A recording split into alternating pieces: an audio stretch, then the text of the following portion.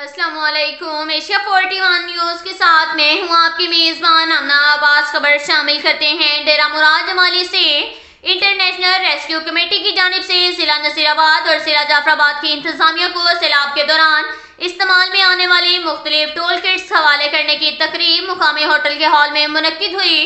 تقریب کے مہمان خصوصی ایڈیشنل کمشنر نصیر آباد ڈویژن علی محمد حامبی، ڈپٹی کمشنر نصیر آباد انجینئر عائشہ ظاہری، ڈپٹی کمشنر جعفر آباد نجیب اللہ خان ترین تھے، جبکہ دیگر مہمانوں میں پی ڈی ایم اے کے اصغر علی جمالی، Haider Jamal Dini, Mujeeb Ur-Rehman Taghzai, Maqbool Hussain Sasoli, D H O doctor Abdul Manan Lakhi, doctor Ayaz Hussain Jamali, Babul Sahil Sikandar, Asad Ali سمیت دیگر آفیسران شریک تھے۔ منعقدہ تقریب کے موقع پر آئی آر سی بلوچستان کے head Muhammad Sharif Mengal, senior emergency response manager Muhammad Rafiq Dumar, district manager I R C Nasirabad division طیب علی اور عمار آغا نے کہا کہ اگست 2022 سے نصیر آباد ڈویژن کے مختلف اضلاع میں مختلف این جی اوز کام کر رہی ہیں۔ آئی آر سی بلوچستان کے دیگر اضلاع کی طرح نصیر آباد اور جعفر آباد میں مختلف پروجیکٹس پر کام کر رہی ہے۔ 26,000 سے زائد فیملیز کو نقد رقوم کی فراہمی کو یقینی بنایا گیا اور سیلاب متاثرہ علاقوں میں طبی سہولیات کے مراکز قائم کیے گئے ہیں، جبکہ 59 میڈیکل کیمپ لگائے گئے۔ اس کے ساتھ ساتھ سیلاب متاثرہ علاقوں میں 3,50,000 سے زائد بچے سیلاب کی وجہ سے تعلیمی عمل سے دور رہے۔ ان کو بھی آئی آر سی کی بدولت ریڈنگ اور رائٹنگ کا مٹیریل فراہم کیا گیا۔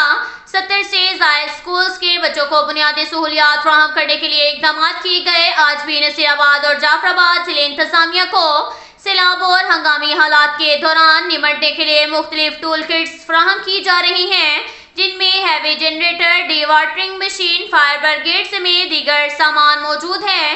اسی طرح کا سامان ہم نے نصیر آباد اور جعفر آباد کے مختلف علاقوں کے متاثرین میں بھی تقسیم کیا تاکہ ہنگامی حالات کے دوران وہ بھی ابتدائی طور پر اقدامات کر کے نقصان سے محفوظ رہ سکیں۔ منعقدہ تقریب سے خطاب کرتے ہوئے ایڈیشنل کمشنر نصیر آباد ڈویژن علی محمد حامبی، ڈپٹی کمشنر نصیر آباد عائشہ ظاہری، ڈپٹی کمشنر جعفر آباد نجیب اللہ خان ترین نے کہا کہ گزشتہ سال تاریخ کا بدترین سیلاب کن سال تھا۔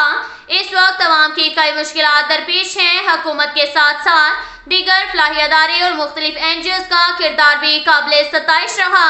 ہماری بھرپور کوشش رہی کہ مختلف این جی اوز کے ذریعے عوام تک ہر ممکن سہولیات کی فراہمی کو یقینی بنایا جا سکے، جس کے لیے ضلع انتظامیہ نے عوام کی خدمت میں مصروف تمام این جی اوز کو ہر ممکن تعاون کی یقین دہانی کروائی۔